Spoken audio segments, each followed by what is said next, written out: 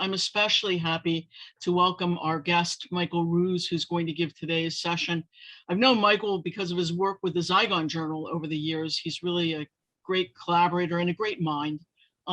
He was born in England, taught philosophy for 35 years at the University of Guelph in Ontario, Canada, and then for 20 years at Florida State University. He's considered to be an expert on the history and philosophy of evolutionary biology, has written or edited over 60 books. He's particularly interested in the relationship between science and religion, and was a witness for the ACLU in 1981 in its successful attempt to overturn a law mandating the compulsory teaching of creationism in Arkansas. He's been awarded a Guggenheim Fellowship and a Killam Fellowship. He's a fellow of the Royal Society of Canada. He's been a Gifford Lecturer and is the recipient of 4 honorary degrees. And as all of us would note, he's almost red with embarrassment as we say this, because he's a very modest.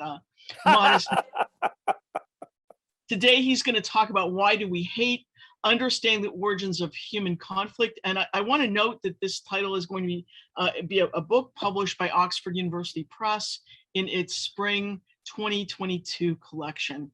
Michael, and let me remind everybody, if you have questions, please don't ask them. Please enter them into the Q&A box, and you can enter them at any time. We will hold them till the very end. Michael, please, thank you for being here with us. Well, thank you very much.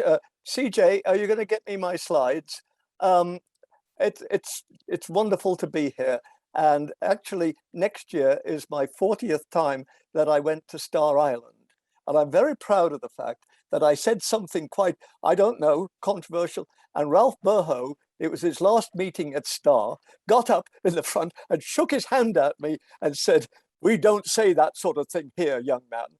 And for the rest of the conference, people would catch me around the corner and whisper and say, "We're so glad you said that." I should say that Ralph apologized. He made one of those apologies, which in a way is even better than telling you off. But anyhow, I love Star Island. I love IRAS. And here I am. Michael, just go ahead and do your screen share. Your slides would be right there. Ah, got you. Okay, here we go then. There we go. Right, and from the beginning. Well, as you heard, I've got yet another book coming out with Oxford University Press. And this is the cover. I have to say, of the 60 books or whatever it is that I've published, I think this one is a truly outstanding cover. I mean, in a way, it's terrifying, but that's the topic I'm talking about. So with a cover like that, you have to try to live up to it. Anyway, I want to talk about why we hate. And just one moment of biography. I was raised a Quaker in the years after the Second World War. The Second World War, unlike the First World War, was considered a good war. It had to be fought. Hitler had to be stopped. So pacifism and these sorts of things weren't obvious. And so we young Quakers, junior young friends, used to spend a lot of time talking about these things, hatred and prejudice, war, and these things. So coming back to it 60 years later, in a way, you know, the father is the child of the man. Okay, so it's not only an interesting topic, but I want you to understand, for me, it's a very personal topic. So why do we hate? This is the thing. I believe that this is some conference center. I think it's off the coast of Norway. I'm not sure. No, it's not, by the way, an IRAS meeting. I think it's a family meeting at Star Island. And I love this one because it shows what I want to start with and what I want to end with. Humans are social animals. We're social animals. We get on with each other, we talk to each other, we're friends with each other, we quarrel with each other, we have sex with each other, we have children, all of these things. We're social animals, and that's our defining thing. And here's the paradox: social animals, and yet we go to war. We could be so horrible. This is probably, although it wasn't the number killed, in many respects, particularly for somebody coming from England, It was the First World War and I lived many years in Canada, and anybody in Canada will tell you it was the First World War that defined that country. And this is the Battle of the Somme, August the 1st, 1916. The province of Newfoundland, it wasn't a province in those days, had 800 men of their regiment went over the top on August the 1st, 1916. The next morning, there were 86 at roll call. Over 700 men killed or injured. You know, why do we hate it? How can social animals do this? And of course, particularly for somebody like myself, who's lived in the American South for the last 20 years, this is something we live with all the time, slavery. And how can we be so awful about these things? And of course, it's something that we still live with.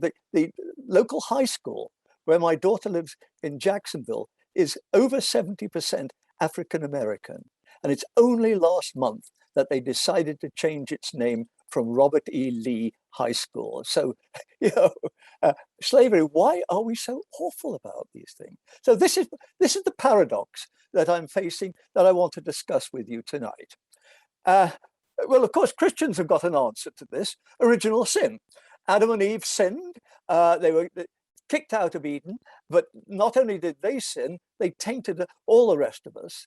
And it wasn't until Jesus came and died on the cross, substitutionary atonement, that we were able to escape from it. Well, personally, I think substitutionary atonement is an appalling idea. I didn't know what it was until I went to Star Island and met all those people from the Lutheran seminary, theological seminary, who told me what it was. And I was appalled, and I'm still appalled now that somebody would suffer agonies because of what I did.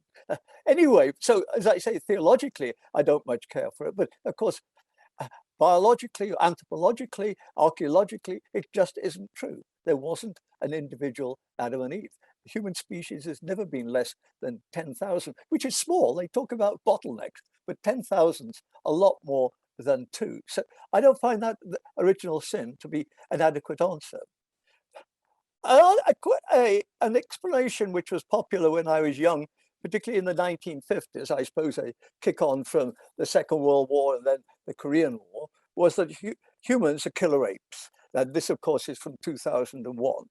Say what you like, we uniquely are killer apes.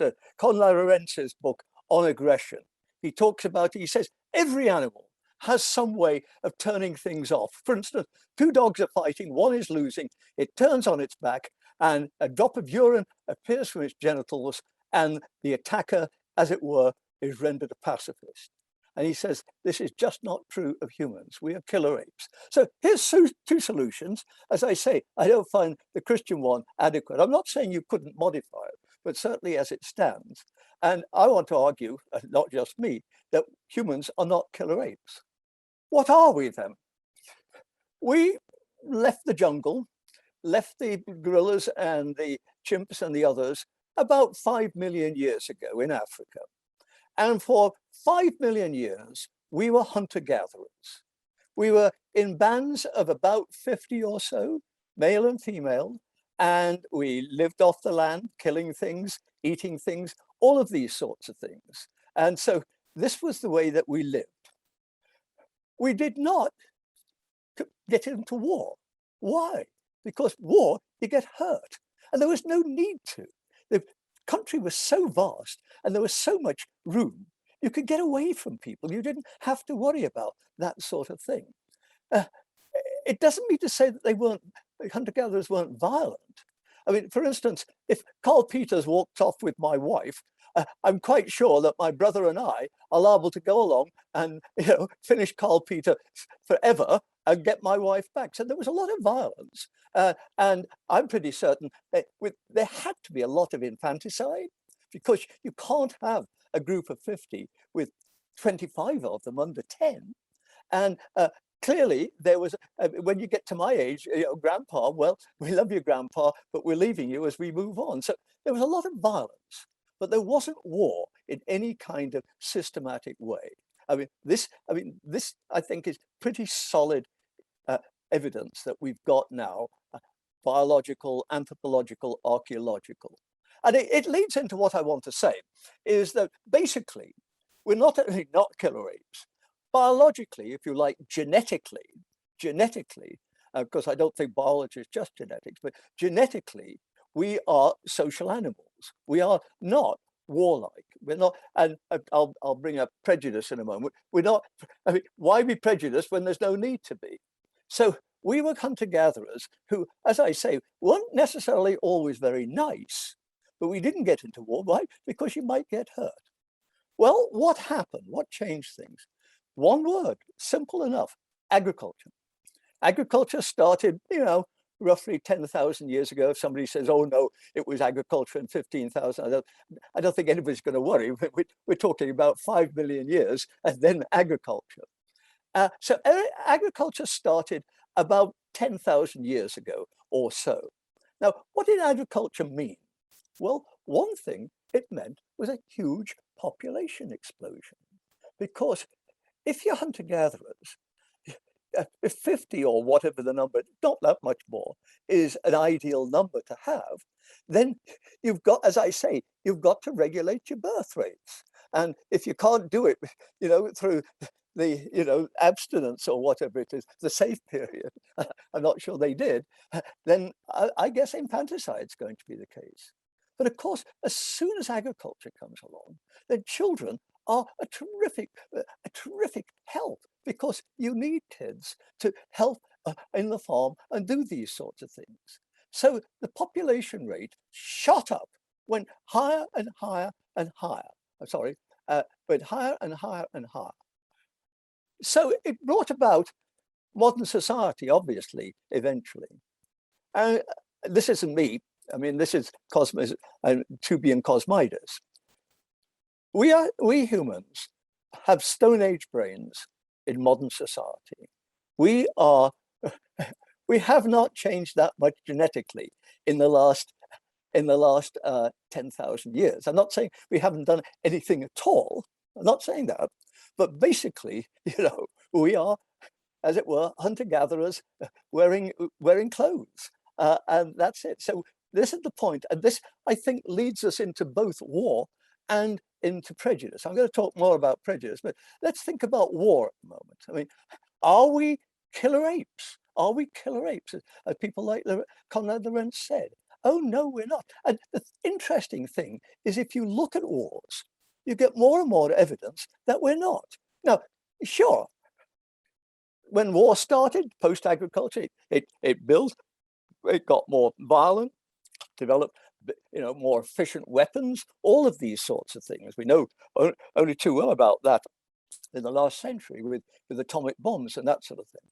But as I say, for all this chap doesn't look very friendly, we're not killer apes, folks. We're not killer apes. Now, I don't want to deny that some people get pretty damn close to being killer apes, but there's always going to be exceptions in any group. And obviously, if anybody's a killer ape, it's Adolf Hitler. But what is interesting, in the two world wars, if you look at the leaders, how atypical in many respects Hitler was. If you go to the First World War, for instance, this terrible, terrible war, Kaiser Wilhelm was an absolutely pathetic individual. He couldn't make up his mind. He kept changing it, going back and forth. As I'm sure many of you know, he had a withered arm, which made him tremendously insecure and so bossy and difficult. And his happiest days were watching parades. This was not a man who planned the First World War. On the other side, Tsar Nicholas, who ended up in being shot in the cellar, was even worse. He was, again, he had absolutely no understanding about war. He knew something about it, he'd been told about it, but he had no understanding of the meaning of war, how you wage it, or any of these things. And once again, like Kaiser Wilhelm, if you wanted somebody changing his mind, you tried Tsar Nicholas. So we're not looking at killer apes here. And the interesting thing is, I don't say that anybody was quite that inadequate in the Second World War, but by and large, the people that we're dealing with, like Neville Chamberlain of Munich fame or notoriety, Neville Chamberlain was about as far from a killer ape as you could possibly imagine. He really is somebody who sounds as though he comes out of a hunter-gatherer society. I'm not being, putting him down and saying he's just primitive or anything like that. What I'm saying is he gives all the marks of being an animal who will do anything to avoid war, to avoid conflict, to, as it were, keep it away and that sort of thing.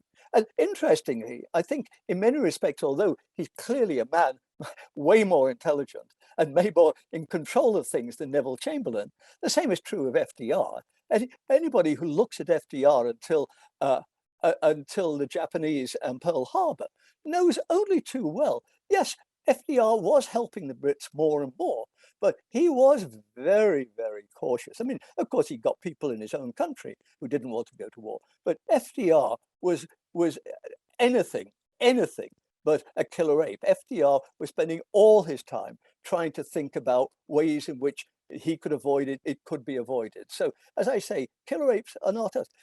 What's so very, very interesting, and this really, in the English term, is gobsmacking, is the fact that when you turn from the leaders to the rank and file, to what the English call the Tommy, and those, what do you find? You find that the average soldier, far from being a killer ape, won't kill the enemy, won't kill the enemy. I mean, they've done studies of this, particularly in the Second World War. Only 15% of people with guns will fire actually at the enemy and try to kill them. Now, these are not people cowering in the trenches, all set to be shot at dawn. As you see, many of them are very, very brave. I mean, this isn't the issue. Some of them are incredibly brave, willing to go out there into no man's land to rescue people. They just won't shoot Germans. It's as simple as that. And of course, as you may know, today, a great deal of military training is to get people, if you like, over this prejudice, so that when they go out with a gun and the enemy's over there, they will at least shoot to kill them. Because by nature, we don't do that sort of thing. We just don't do that sort of thing. So as I say, the evidence is so strongly there.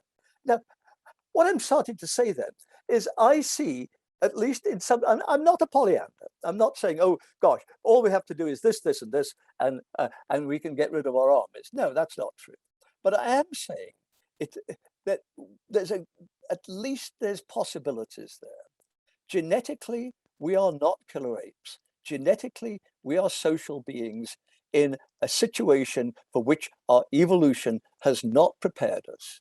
Now, that doesn't mean to say we sit on our bottoms and do nothing, because our evolution has given us big brains. I mean, we're not helpless, folks. We're not helpless. So we've got big brains, so we can use these sorts of things. And of course, what we are doing, what we have done, is things like the United Nations. Now, nobody wants to say the United Nations is perfect or it works, but it surely did some things. You think of the Cold War, and those of you of my age will have lived through the 50s and know what the Cold War was like and how terrifying it was. I mean, this is Kennedy and Khrushchev, but we didn't drop bombs on each other. We did not drop bombs on each other. And, that I won't say the United Nations was only the ones responsible, but we can do these things. As I say, nobody's pretending it's easy. Nobody's pretending it's over. We just finished, thank God, the Afghan war. I mean, 20 years of being in Afghanistan for what purpose? You tell me. But so I'm not saying that these things are over. No, I'm not saying that. But I am saying that despite all, and as I say, I'm trying not to be a Pollyanna about this. Despite all, I don't think this is the time to despair. I think that our biology, our paleoanthropology, our archaeology, these things are teaching a great deal about our ancestors, the hunter-gatherers. And this knowledge is, as it were, I think, something which can pay off today, because if we can use that, then I think we're ahead. Now, what about prejudice? You see, in my book, I deal with war, which I take to be a group thing, and I deal with prejudice, which I take to be a one-on-one thing. In fact, they're not that different, because in your hunter-gatherer group, of course, you're going to be wary of the other group. They may be going to pinch your wife, or they're going to, get some of your young braves and bring them over, or that sort of thing. So you're going to be wary. You're not necessarily going to be hateful. The understanding is, by and large, evolution promotes in-group rather than hatred of out-group. And that makes good sense. We've got to, what did Ben Franklin say, gentlemen? we must stick together. We must hang together. Otherwise, assuredly, we will all hang separately. So, being social is not, as it were, oh my goodness, I wonder why that is. Being social for us is as important as being fast and ferocious as it is for a tiger. I mean, it's as simple as that. Our sociality is what has made us a success. And so, yes, in-group versus out-group, we're certainly going to be wary of out-group. But if you're in just a group and the planes are so big, then by and large, you don't need to do much with out-group. And sometimes, of course, you might collaborate in for instance, hunter-gatherers or in Australia always collaborated because the horrendous changes of weather that they got down there. If you didn't do this, you were in trouble. But by and large, you're going to be wary, not necessarily hating out-groups, but the potential is going to be there. And of course, you bring us into modern society with way more people, so we're right on top of each other. You see, this is the thing. Why go to war? Well, because suddenly you've got fixed goods and you've got things that others want, and you've got a hell of a lot of people, so you can't get away from each other. So that builds up with war, and it's the same sort of thing with prejudice. If you don't like a group and you're hunter-gatherers, well then bugger off, go down, go across the plain, go somewhere else. If you're in modern society and you don't like somebody, I'm afraid you're stuck with them. I mean, anybody who's been in a philosophy department will know exactly what I'm talking about. So as I say, these things happen. So let's run through some of the aspects of prejudice. Well, clearly, prejudice against foreigners. I want to say the English about Pakistanis are not new. If you read Dickens, he has got some Little Dorrit, the novel that he wrote about 1855. He's got horrendous descriptions of the way that the working class regarded foreigners. I mean, just appalling. And of course, one of the things the English like to do is they never speak foreign languages. So they speak to foreigners in baby language. Can you understand me? They get it across. So they're convinced they're polylingual. My father, who spoke not one word of foreign language, used to go all across Europe, convinced that he was, as I say, he had this gift for tongues. Prejudice. And of course, what do we see? We see reactions. If you look at Brexit is about the most bloody silly thing the English have ever done, and they've done some bloody silly things. But Brexit, they can't even get enough gasoline now because the European truck drivers can't work in England anymore. So they can't. You can't get a bacon butty. That's a bacon roll that you start the day off with. Why? Because the pigs are there, but there's no butchers. You can't get butchers from the continent. So they're just killing the pigs rather than butchering them and taking them to market. So Brexit is a terrible thing. But you see, it was a reaction against foreigners. It's our country. We don't want those bloody foreigners, those Polacks. After the war, first of all, it was the West Indians. Then a bit later, well, the Irish always. And then a bit later, about 1960, it was Indians, but also Pakistanis, and the prejudice there. Well, of course, Brexit came along, and then the prejudice was against Eastern Europeans. I mean, the fact that you can't now get a decent cup of coffee anywhere because all the baristas were Polish. But the English didn't like having Polacks around, and so when they kicked them out, and now they can't get a decent cup. Well, they have to live off Nescafe.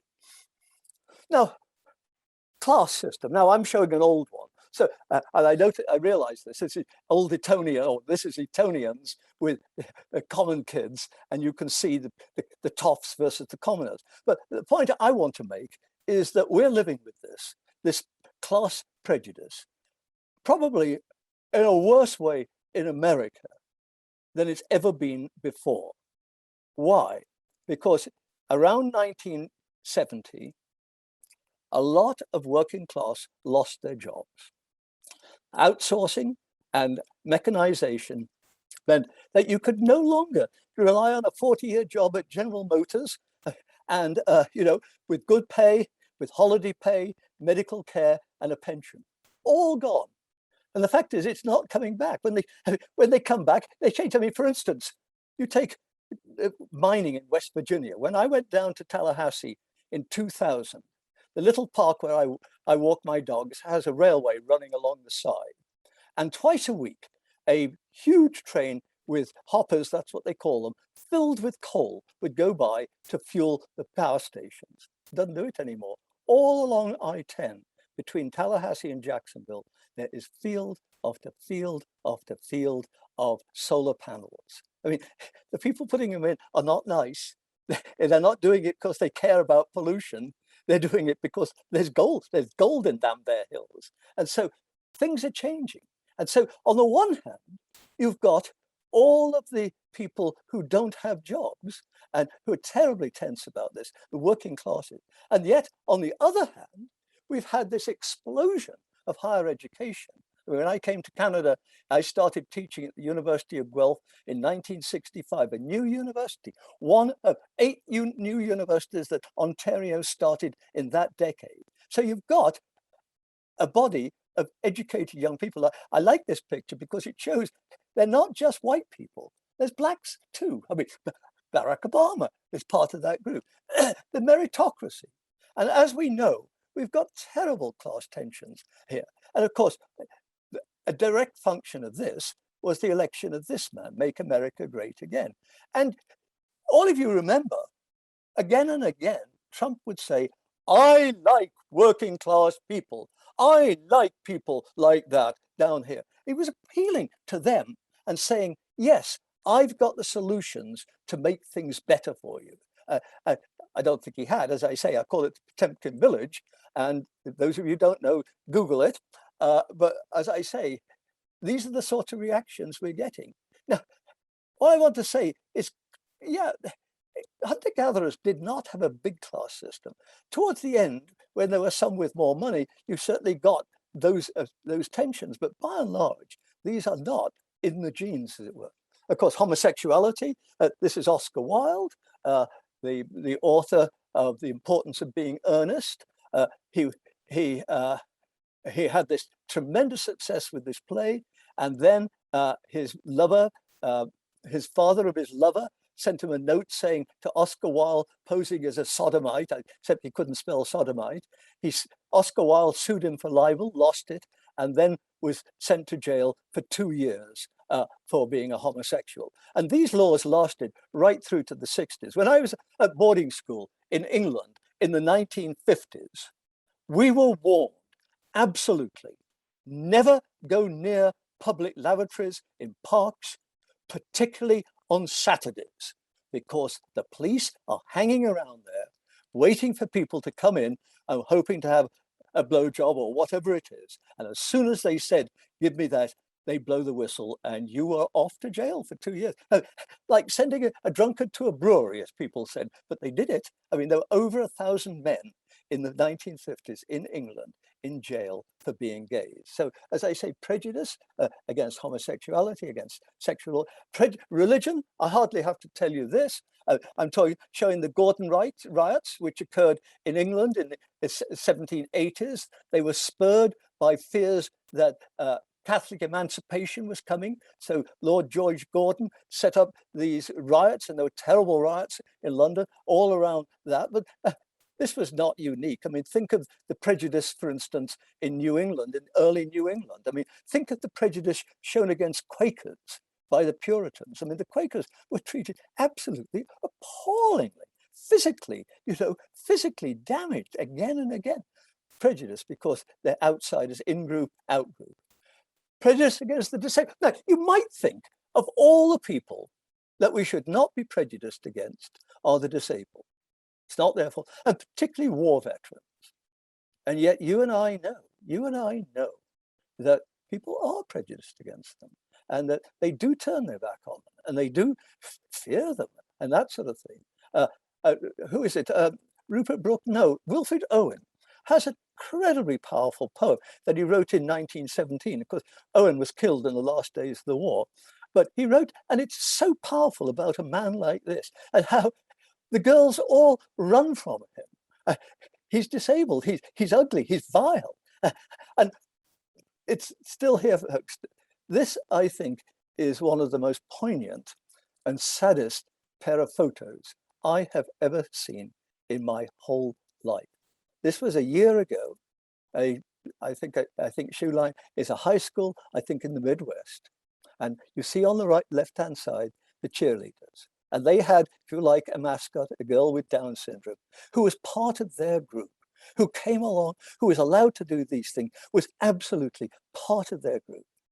But then whoever it was in charge of the yearbook took her out and did another photo for the yearbook, which you see on the right. I mean, what does one say about it? I mean, one knows why it happens. And if you think about hunter-gatherers, as I said, they may not be into war, they may be worried about prejudice. It doesn't mean that they're not violent.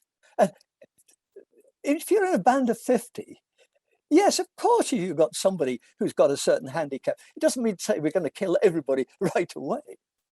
But you simply cannot have people like this in your band, because somebody like this is going to be such a burden, such a handicap on the band that they're going to develop a biological prejudice against it. Natural selection is not a nice process.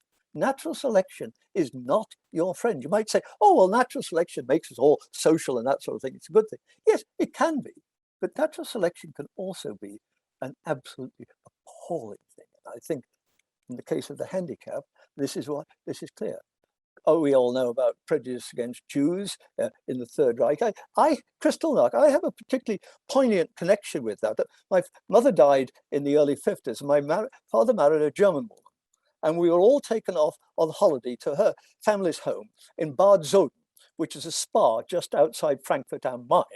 And of course, being a spa, there's a lot of parks that are all in it and around it. And I can remember one day walking across one of the parks with my stepmother, and she pointed through some trees to a gap, a grass gap, and she said, "That's where the old people's home was." I remember saying, I was 15. Old people's home? Well, what happened to it? Oh, they came and took them away. They came and took them away. Yes, they were Jews. Well, didn't you do anything about it? My stepmother's family were followers of Rudolf Steiner. These were not, these were not naked apes. No, what could we do? Well, didn't you invite them into your house? Oh, they wouldn't have felt comfortable. As I say, this is my personal introduction to Kristallnacht, and it lives with me, 55 years later. And finally, I come in my talk, and I think I'm doing quite well on time. I want to talk about prejudice against women. And we all know that of course, there's prejudice against women. Anybody who thinks there isn't should ask who won the election between Trump and his opponent. Hillary Clinton. Anybody who says to me that sex, as it were, sexual preference or whatever it is, prejudice against women had nothing to do with that election, well, I've got a wonderful bridge I would like to sell to you. So prejudice against, but this is what's so interesting and such a confirmation. It's not my thesis of the thesis that is structuring this talk. Genetically, we're one thing, but we're Stone Age brains in a modern society, and too often we don't handle it well. But, and this is the positive thing, is I think we can do something about this because we've got brains and we've got intelligence and we've got knowledge and we can do things about this. For instance, the whole question of racial prejudice, for instance, Well, we know biologically that there are different reasons. There are biological reasons for differences in skin color, melanin.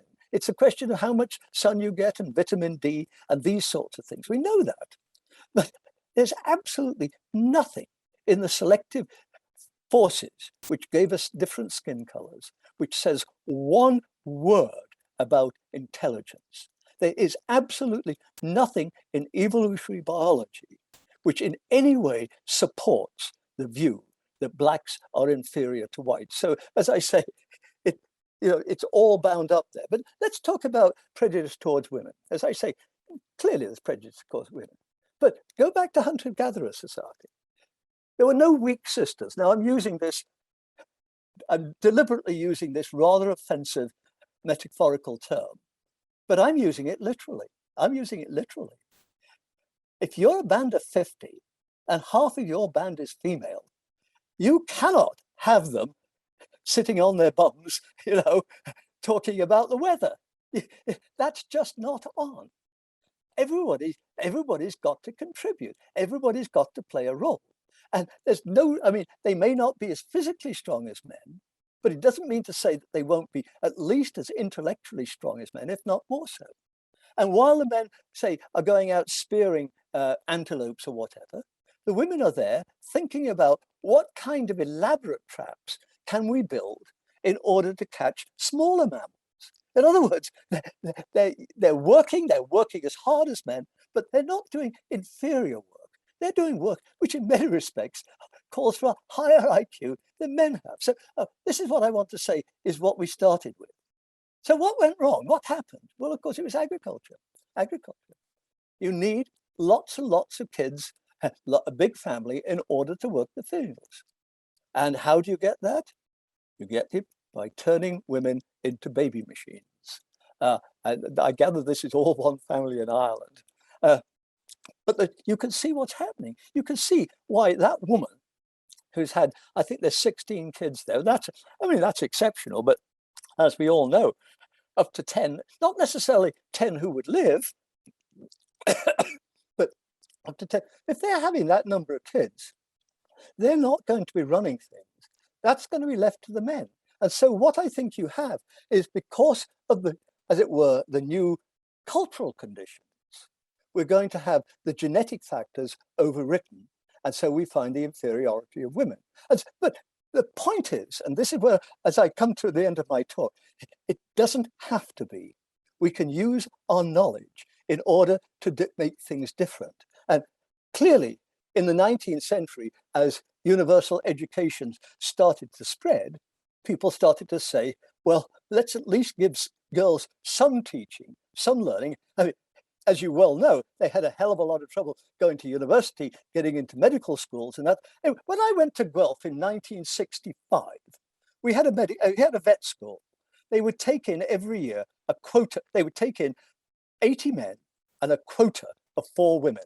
When I left in 2000, they took in 100 students and over 90 were women every year. So things do change. But as I say, we get this. And of course, we also get votes for women using their intelligence, realizing, pushing for these things. But I think what is interesting is the things that really made a difference. The things you might want to say, no, this. The thing which really made a difference was the Bendix washing machine. It's domestic appliances. Now you might say, no, but they were just making money. No. Yes, maybe they were. But anybody of my age knows how women's lives were transformed by domestic appliances. I mean, I can speak so personally. I was born in 1940. My mother went back to school teaching in 1946 or 47, as soon as my sister was going full-time to school. And I can still remember until about 1950, my mother would spend the weekends washing clothes. I mean, they had to be done, and she was the person to do it. So she spent, Saturdays washing clothes. And then we could afford it because my mother was working, my dad was a civil servant. And then they got a Bendix washing machine, one which looked just like that. And overnight, my mother's life was transformed. It didn't mean there was no work to be done. There was ironing and that, but it wasn't like it was. And so on Saturdays, my mother could do other things. I mean, they were Quakers, so she would do things like read the journals of John Woolman and that sort of thing. But So as I say, but she did that because she's an intelligent woman. So she did that sort of thing. She changed, her life changed because of these machines. And of course, the other big thing which changed everything was contraception. Women no longer were caught with having big babies, big families and that sort of thing. Contraception and birth numbers could be controlled. And by and large, it was women who were in charge of that sort of thing, not the men. I mean, I don't know, but the men here, how many of you monitor your wife's pill taking? In the 50 years I've had wives, I don't think I ever did so once. But they were doing it all the time. Not all the time, I've got 5 kids, but as I say, it changed things overnight. So the point I'm making is because of changes that we bring on through thinking, not necessarily always entirely thinking with the good in view. I mean, I'm sure the people who made Bendix washing machines were hoping there to make a good profit, which of course they did. But they changed lives through thinking and those sorts of things. And so now we've got to the stage where we've got women as equals. So I'm not quite sure who this person is. I found it on the web and it looked like somebody who was clearly a professor. So I wanted to show you this person to show that it is possible, not only possible, but probable that women are now taking over or taking an equal place. It's not there yet. It's not there yet. All I can say, nobody's in favor of abortion all the time, every time. But anybody who thinks that the campaign against abortion is not in large part a function of a campaign against women, well, as I say, I've got another bridge I'd like to sell to you. So as I say, things can change because we're not caught. We're genetically not the way that we become in modern society. We can change society through our knowledge, through things. And I don't want to be I don't want to spend my life as a hunter-gatherer. But the point is, I can take the virtues of being a hunter-gatherer and use them in a properly designed culture. And I think that leads to a wonderful thought. I'm 82. I've just got 3 young granddaughters. That's a job for them. Thank you. Thank you so much, Michael. That was really fabulous. Makes us all very provocative, makes us think. We have a respondent from Michael, and the respondent is Dr. Saul Katz. He's the director of the Krogman Center for Childhood Growth and Development at the University of Pennsylvania. He's also really done a lot of work on the anthropology of food. His work in the field of science and religion spans over 30 years with leadership in IRAS. He's been heavily involved in CASIRAS, of which he's worked with me strongly. He served as president of CASIRAS from 1981 to 1984. He was an associate editor of the Zygon Journal of Religion and Science and still remains on the joint publication, the new Zygon Journal board. He's a member of the PCRS board. He serves on the board of the American Association for the Advancement of Science, serves on regional committees, including the Dialogue Between Religion and Science. He's editor-in-chief of the Encyclopedia of Food that's published by Scribner's, and he's just generally an all-around knowledgeable guy in the field of religion and science. So Saul, with that, I'll stop and introduce you to give a response to Michael.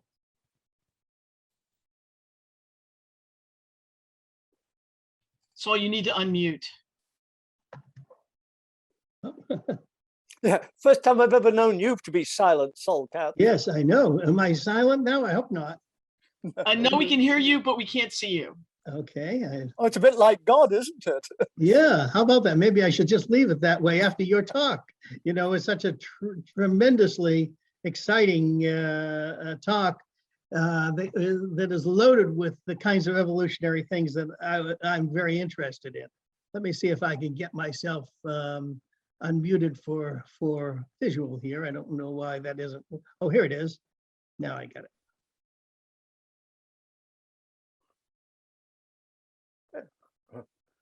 Here we are. Oh, there we Okay. go. Well, what a pleasure it is. First of all, I wanted to thank you, Gail, for that kind introduction, and Michael for those very provocative ideas that you put out. provocative isn't quite the word, because honestly, I agree with much of what you're saying in the sense of first of all, being in the same age range you are, in fact, almost the exact age range you are. I can identify with all the different times that you went through, that I went through in parallel in my own way, living in the United States. But my point to you is, I think that this enormous amount that you said that might be enhanced by some other points that I'd like to be making. So let me just start by saying, yes, we're all hunters and gatherers. And yes, it's more like about most the paleoanthropologists out there say about 2 million years for Homo to have been around, and probably about 200,000, maybe more, a little more than that for Homo sapiens. So we just get the time right. And of course, I agree with you with regard to agriculture. I've spent a tremendous amount of my time looking at the changes that have occurred with the development of agriculture, with the domestication of plants and animals that led to the agricultural revolution that, of course, that you talk about as leading to a really rapid advance in the population size of the species that allow, in a sense, is so obvious as an important advance, and yet, as you say, it has many kinds of limitations, including those for having organized fighting, if you will, organized in terms of warfare, et cetera. So I think all of these things make sense, but I think there are some other things that I would like to say from another perspective on this, at least for a moment, about a couple of things you talked about. And I wanted to sort of challenge the way in which not what you're concluding necessarily, but the evidence in favor of it. Basically, one of the things that children are born, of course, we're born with a tremendous amount of neural capacity that's already there at birth, and is even started developing in utero at maybe roughly around 6 months or so, where we get the formation of reflexes that are already well exercised by the time of birth. And the classic one, of course, is the one that is controlled by the nerve for sucking, the trigeminal nerve, meaning that babies are born with a sucking reflex, and that reflex helps them survive when they are finally born. That allows them to become a mammal and be supported by their mother's milk. By the way, that mother's milk, when a baby is sucking on a mother's breast and getting its nutrition, one of the things that regulate the number of children that woman can bear is the natural effects of the sucking on the inhibition of ovulation. So in general, in those hunters and gatherers, you didn't have as many kids as you might like, partly because you were continuing to provide milk. The mothers were providing milk to their infants into childhood, into 3-4 years of age, et cetera. And so there are things like that are going on that inhibit the natural growth of population, which is then removed, you might say, when babies can be fed by other means, which happens, of course, post-agriculturally, in particular. So one of the things that we need to be aware of, but more than that, all of these things that children are born with, that is, babies are born with, in addition to that sucking reflex and lots of other reflexes, they're all tuned by the cultural system, if you will. There's an evolutionary system that goes on at a biological and a cultural level. We call it biocultural evolution. And there's a selection that goes on for certain emphases to be imposed, if you will, on the babies. So what we have is a developmental process. And in child development, there's a shift where the certain pathways are emphasized and other pathways are not emphasized or de-emphasized. And it's important to understand that part of what we see at the cultural level that underlies some of the things that are different about human societies is the effect of what was favored and not favored with respect to the traditions that have evolved in those societies. So if you think about it now, and place the prejudice issue and the issue of the you might say hatred into that, I think there's another piece to that puzzle, which is these are, if you think about the way the human nervous system develops and is organized, the original element is there, okay? The capacity for hatred is there. The capacity for prejudice is there because it relates to fear of of what that other might represent to you and the natural protection that gives you with things like disease, as we know right now in the midst of COVID, how important that fear can be in protecting you. So what I'm suggesting is that those original, you might say, biologically evolved capacities are there, but what happens is that during development and socialization, they get sculpted out, in essence. Some of them get enhanced and some of them get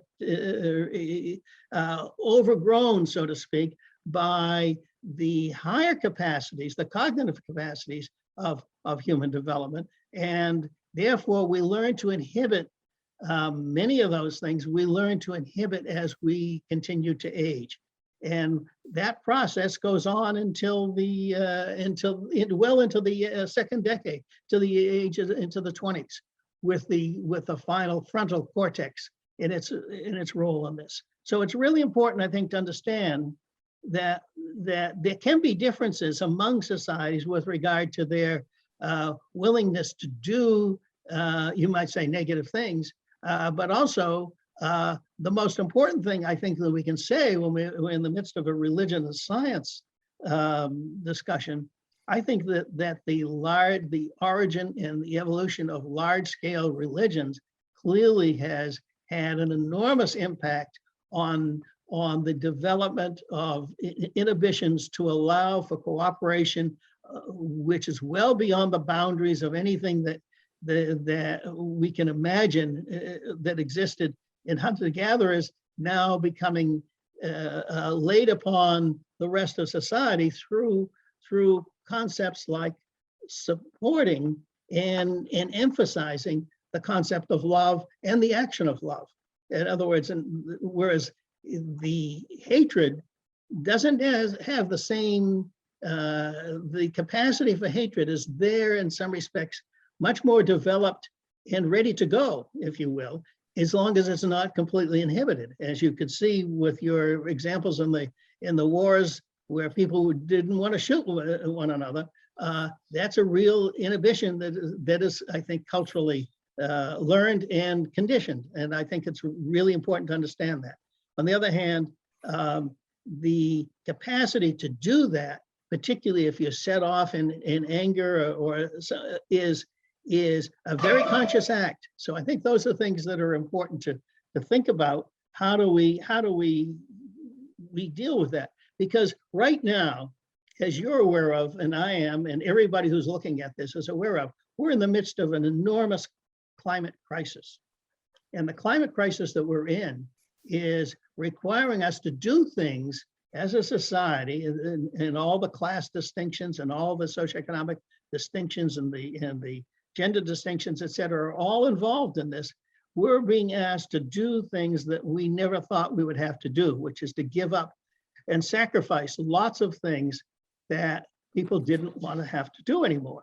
And that's dividing people. And I think that's a really important issue that we need to discuss, because what these divisions then allow prejudices to develop and allow the, you might say the things that we call as the other meaning the self versus our own society versus the other society, et cetera.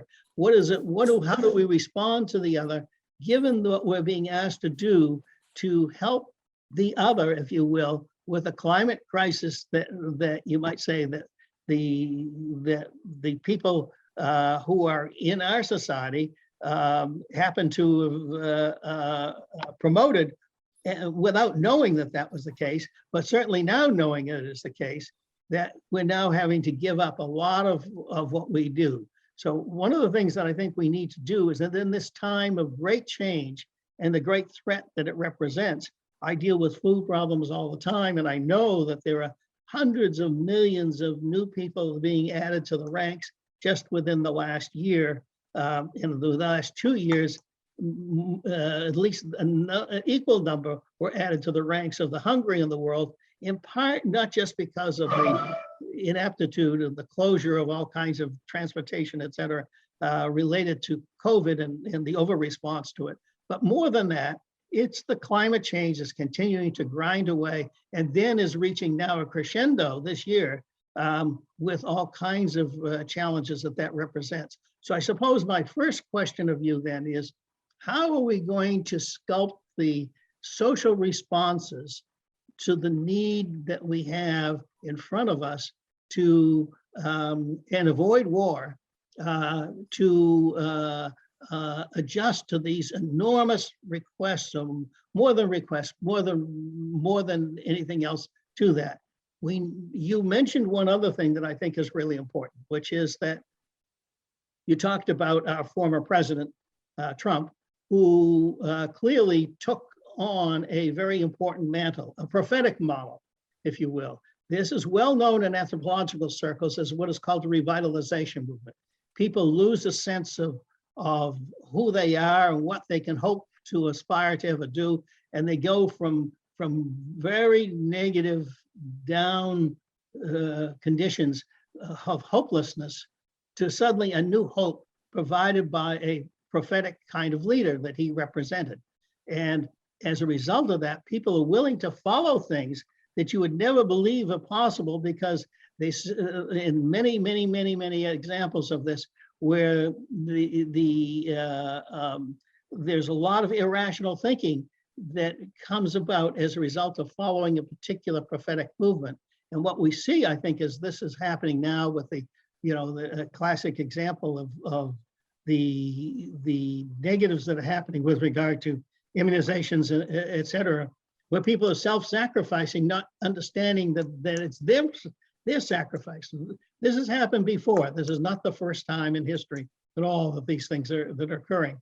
Well, what we don't know, though, is how to deal with that and how to integrate it into the model that you're talking about, because those are the kinds of challenges that I think are going to exist. And the biggest so far, the biggest social, cultural, evolutionary phenomenon that's happened, in my opinion, has been the continuation and also the decay of contemporary religious control over trying to love the other, if you will, promoting that, and even promoting it in contemporary times as a new phenomenon. Certainly our current, Pope Francis provides that model, is a great example of someone extending way beyond the bounds of the traditional religious realm. So what I'm suggesting is that we need a new round of understanding in religion, and that maybe that religion and science can help us with, for sure, to define how we're going to respond to these new things without tripping off new kinds of hatred, new kinds of warfare, et cetera, that are all inherently there, but need our careful understanding and control to make them a reality. So those are my comments, and I hope you got my questions out of that. Thank you. Thanks so much, Sal. That was really great. Captured a lot there. I guess we'll give Michael the chance to respond to any of the questions if he wants to. Well, I just want to say, this is really unfair. I'm a philosopher. I'm good at posing questions. I'm not very good at answering them. I mean, we've been pretty good at setting up the body-mind problem a long, Plato did it. But you tell me whether we've got any solution now. So I think Sol's a little bit unfair asking me to solve global warming at 6 o'clock on a Tuesday evening. Seriously though, Sol, let me tell you two things. I'll just pick out one at the beginning, one at the end. Obviously, global warming is a major thing. But as I said, one of the main things I was trying to say in the course of my talk was, I think the hope is the fact that we're intelligent beings, that our hunter-gatherer legacy is that we're pretty smart cookies. We're very bright apes. So obviously, global warming isn't going to come out of understanding hunter-gatherers, or probably anything that I do as a philosopher. But it is going to come out of people putting their minds to it, thinking about it, and as I say, triumphing because they are humans, that sort of thing. So that's the first thing I want to say. Second, I think you did say a lot of things about hate, and many respects, I don't say we were talking past each other. Let's just say we were talking in parallel. Because one of the things I did want to emphasize is that although my understanding is that war was not a big phenomenon amongst hunter-gatherers, as I said, somebody say that the murder rate amongst hunter-gatherers would make Detroit look like paradise. So nobody's denying that there were all of these, these potentials for these things happening, whether they always worked, but they were brought out by modern society. And my final comment is about religion. Now, maybe I'm going to have a Ralph Wendell Burho moment, and you're all going to be shaking your fingers at me. But I can't feel quite as empathetic to the value of religion as you do, because I think of things like the Inquisition and the Cathar heresies, and we go back to the persecution of Jews and God knows what else. So I'm not saying all religion all the time does that. I mean, I come from a Quaker background. We know that they didn't. I mean, that sort of thing. So that's on the one hand. On the other hand, I'm not sure that the spread of rationalism, of secularism, is necessarily such a bad thing for society. I want to make it absolutely clear, I'm not a humanist, and I am not in the business of spreading secular thinking because it's good for us. I'm a philosopher. But as I say, I'm not convinced that becoming a significantly more secular society is necessarily a bad thing. And I have to say, living 20 years in the South has confirmed that prejudice. Well, Thank you, Michael. Saul, you certainly can respond back. Yeah, thank you. First of all, thank you for clarifying who you are. And I appreciate and respect that enormously, because as a philosopher, there are very few philosophers who have taken on what you have with respect to the understanding of evolution and its application in a variety of contexts, better than probably anyone else, or certainly equal to anyone in the 20th and the beginning of the 21st century for clarifying a number of these issues. So I appreciate and respect that. On the other hand, I think that that doesn't mean that you can get off the hook entirely, because I think as a philosopher, it seems to me you're aiming at what we should do. In a sense, it's the is ought question. We say what is, but you imply what we ought to be doing, and you certainly do with regard to. And I'm not just denying your concern with secularism, because I too have written rather extensively about secular morality and its role that it can play in society. On the other hand, I look at it that there's a spiritual side to what this hunter-gatherer group was about, that's carried right into what we now do and believe, and that is not necessarily at all been sculpted out, if you will, by the socialization that's taking place. I do think that there is a significant rise in secularism. There's no question about it, and I think that, and I don't disagree with its ultimate goals. The question is whether or not it is successfully doing what it does, and it does it with a great deal of success, I think, in many circumstances, but not all circumstances. On the other hand, as you say about religion, of course, religious hatred has for the other. We just witnessed the incredible tragedies of having to remove our troops from Afghanistan, and the immediate rise of all kinds of new terrorism between different aspects of Islam. So certainly it's there, and certainly it's important for all of us to understand this.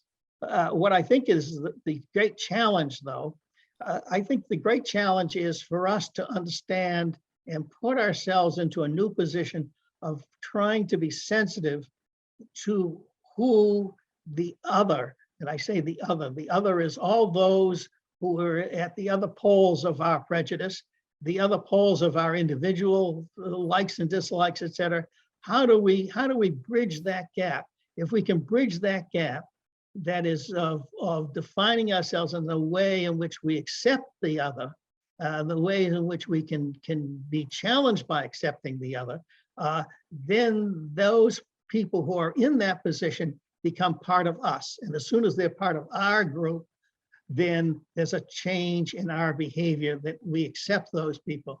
And the net effect of that is I think that's the direction that religion has in some respects taken us. And now we need to depend upon secularism to take us further, but we also need a conscious secularism to focus on that issue, because I think that's the one that's going to be the one that's going to be on the boards. You and I will probably not live to see what happens with regard to the crisis, the climate change crisis that's going on as it gets worse. But the predictions are so well established that it is getting worse. It's going to be something that we all have to deal with, and they're all going to have to change as a result of that.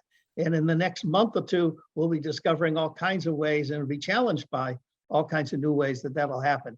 But again, I think the focus of your point is perfectly clear to me anyway, is that if we can deal with this question of the other and redefine how we shape ourselves and our society in response to that, then I think in the openness that we can have for that, we are moving in those directions, but how do we accelerate that to meet the challenge? Okay, thank you, Saul. Thank you, Michael. I want to now open up for questions. Tell people that you can put your questions in the Q&A box. And I want to read one comment to you, Michael. Michael, you are an extraordinary history teacher. No questions, but you put the last 100 years into the context of the last 10,000 years and 5 million years. Bravo. This is from Chuck Klufel. Thank you. And I agree with those comments. So I'm going to sort of start it off with a question and hope that some questions come rolling in. You know, you brought up a lot about women's issues and the washing machine and things like that, but it seems to me that the problem we face is one from a history perspective, that women have been considered to be second-class citizens almost from as far back as we can look from a history perspective. I mean, we did not accept that women played a role in anything except birthing a baby until the 1800s. It wasn't until after the Civil War, 1880s, that we actually understood that babies weren't products of men who were implanting babies into women. And then if you look at like the science of the early 1900s, there was a lot of science that said women have small heads, so therefore they can't think well, they don't have the brain power to be able to do things, they're only good for menial household tasks. I guess I'd like to ask how you put today's situation in that context. I mean, it feels like there's so much of the past to overcome that it almost feels insurmountable sometimes. What are your thoughts about that? Well, I think you're a little bit gloomy about the next generation of women after you, if I might say so, Gail. I mean, in other words, I'm assuming you're not still 20. Look, when I started teaching, there were maybe 40% women. When I quit teaching last year, there were way over 60%. So the world is changing. I mean, look, there are more women training now to be doctors. Of course, if you look at the surgeons, if you look at the people who are running the hospitals, I'm sure they're 90% male. I don't doubt that. But I think it's going to change. It is changing. So I feel a lot more bullish than you do. And I think it's just pragmatic. You're quite right. There was a lot, I would call it pseudoscience, setting out. I mean, look, face up to it, Gail. There was a hell of a lot about making blacks inferior. There were a hell of a lot making Jews inferior. I mean, you can keep going on that, can't you? So think about homosexuals, for God's sakes.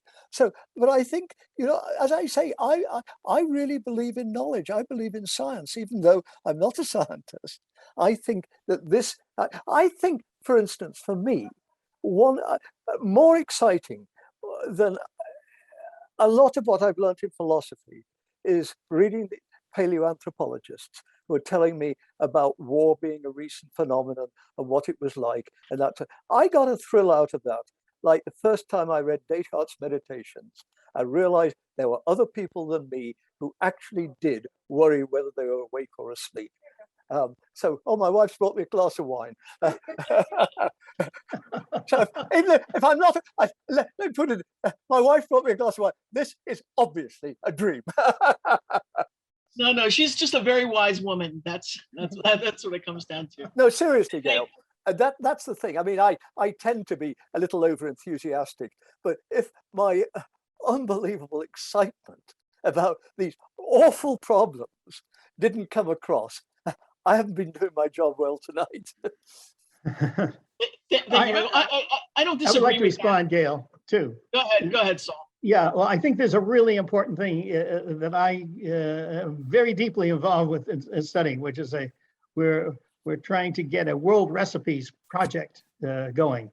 And it's clear with the history of cooking that it was a women's activity. In fact, the first professors at MIT in nutrition were women, and that was the one thing that was allowed to happen in the 19th century, where women were allowed, if you will, to be professors because they were the ones cooking. Okay, but the truth is that knowledge that's involved in the preparation of food is remarkably important because it takes products that were hunted and gathered, if you will, and creates something new out of them that is much more nutritious than the original thing was that you ate if you ate it raw. So one of the things that's happened with agriculture, of course, is the enormous ability to, in a sense, take very narrow range of foods and make something that works out of them. So the classic example, of course, is making a bread, but there are many, many, many examples like that. And all of them involve work that women did and evolved the capacity and the knowledge to do that. So that knowledge is yet to be really well understood. We certainly know cooking books extremely well, but the general phenomenon that represents and what it does to the food and how it changes the nutrient capacities of foods that we eat with thousands of compounds are enormously exciting. So I think one of the great developments that's going to be happening is, as we run out of food, is new ways to process it. I can't finally just say, in addition to the Bendix washing machine, the pressure cooker, all the other things that came about, the stoves that came about, et cetera, all changed women's lives immensely too. So I will add that to the list that you created, Michael, when you talked about the washing machine. Great. There are a couple questions here. One is from CJ. Where does love and altruism fit into your understanding of hate? Well, I don't know that at one level, I don't think it does, because I mean, obviously hate and love and altruism are different things. What I was focusing not so much on love and altruism, note this, CJ, I was dealing with being social.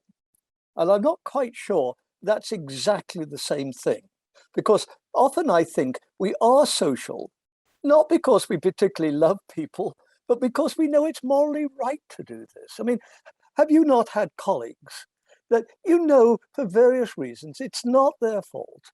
It's not their fault, but you say to yourself or you say to your colleague, I find it awfully hard to love that person. You know, if you had, I really can't stand them. However, they're part of the group. So this, I think, is one of the, and Sol will, I'm sure, will back me up on this, you see, this is the point. I'm not saying we're not violent. I'm saying we're social. And to be social, I mean, one of the things is favoring in-group over out-group. And being nasty to outgroup means, not liking Packers in, down the street, as it were.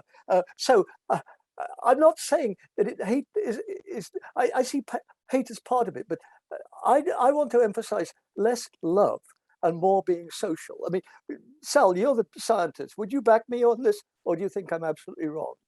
No, I think your point is well taken, that there's more to these concepts than a simple summary represented by a single word. So I agree. In fact, with regard to hatred, let's face it, the capacity, and compare that with love for a moment. Love, in a sense, in the sense of the love of the other, if you will, you lose all sense of rationality. That's not a rational. It's not much rational thinking. It goes beyond that. On the other hand, hatred has a lot of planning to it, and in other words, there's a lot of observational things and all these other things that go into the fabrication of that. So they're different parts. What I'm getting at is they're different parts in operations of our central nervous system, and we need to understand that. And there are different techniques, if you will, that get built in to our society that either inhibit their expression or increase their expression.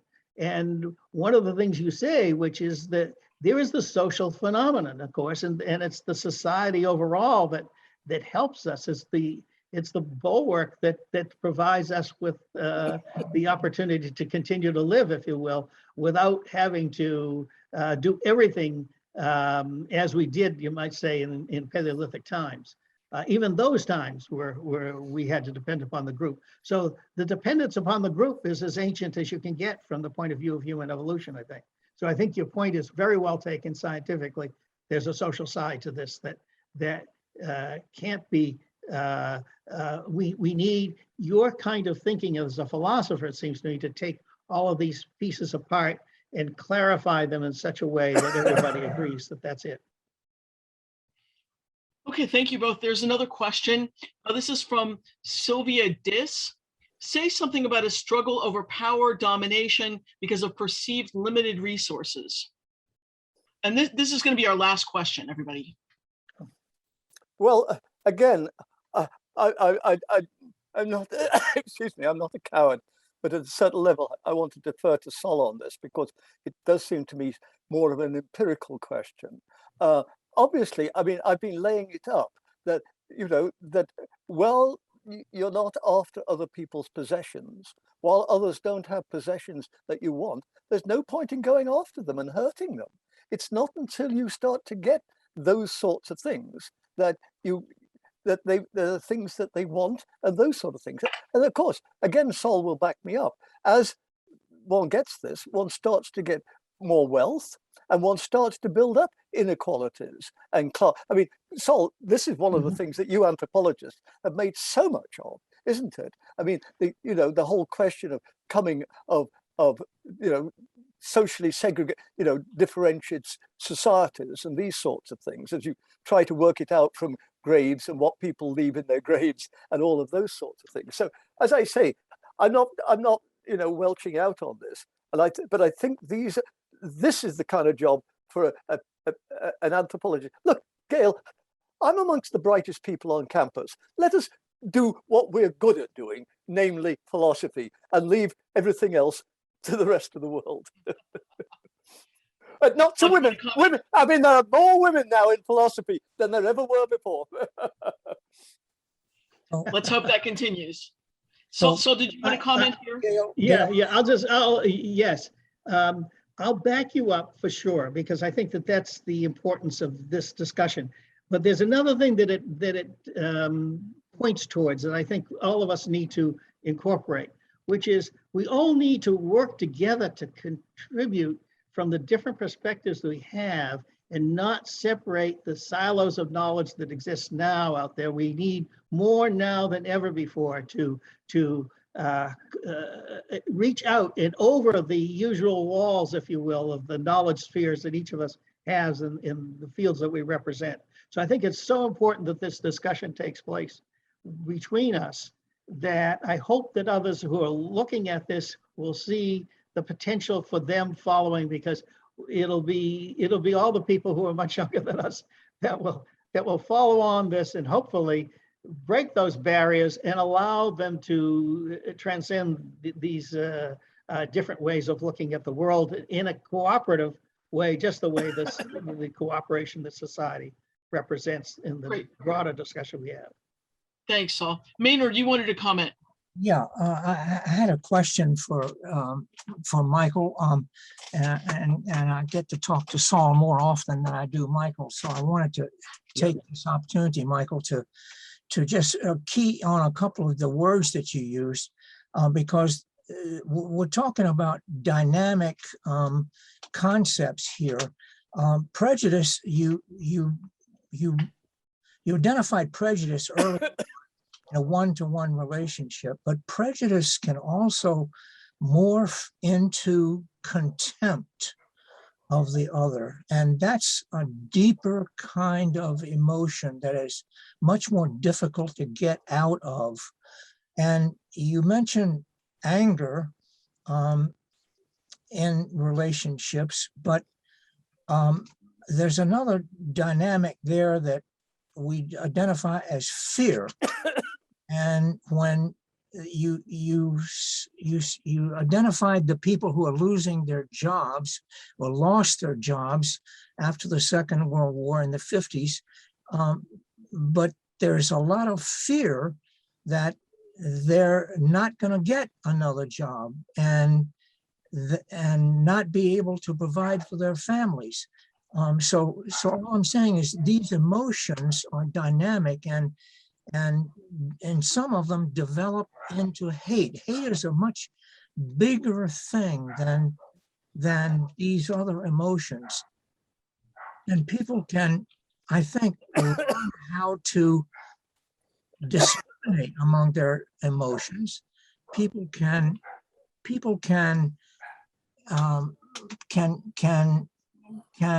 discern the differences in their feelings.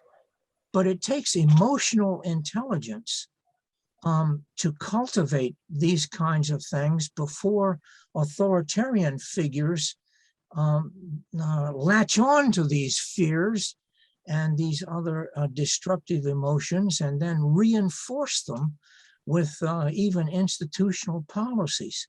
So my question is, how can we better develop emotional intelligence among people to recognize these emotions that are so destructive in the social relationships that that are so important to us in a valuable society? Well, a couple of things. First of all, you talked about prejudice and contempt, and I'm not sure that I want to separate those that much. On the other hand, when you talked about fear, that did make sense to me, because I could well see, wanted to say the upper class in England, those boys that I showed you, the upper boys don't have any fear of the others. They just, they look down on them. On the other hand, if you go to the clashes we've got at the moment between the meritocracy and the unemployed working class, there's obviously major factors of fear as well as contempt there. So I think you're making some very good points there. I mean, again, I'm not backing off, but I would ask a psychologist to get involved in these sorts of things rather than me, because at least I'd ask a psychologist to make the running on this. I mean, it wouldn't mean to say I couldn't follow, I wouldn't have any suggestions. But so those are the sorts of things I have. But there are things that we can do. I mean, for instance, in England, if they made more effort to have teenagers, let's say English teenagers, go and live for 2 weeks or a month with a French family or an Italian family or those sorts of things, I guarantee that the prejudice would be low. I'll give you a personal example that I put in my book about kids with Down syndrome. I don't know about you, but when I grew up, basically I was prejudiced against people with Down syndrome. Apart from the thing of Mongols, they usually died very early. And then I was the Bagheera, or whatever they call it, in the Cub Pack when my boy was 10 years old. And in the city of Guelph had one Cub Pack with just handicapped children, but they had all kinds, blind, wheelchairs, as well as mentally impaired, like Down syndrome. And very wisely, they decided to split them up. And our little group got 2 boys with Down syndrome. I don't know about the rest of the kids, everybody else, but within a week, my views about Down syndrome changed, and they've never changed back. I saw those kids as human beings. One of them was rather cheeky and had to be batted down. The other one was very serious, but had a sense of gentleness about them.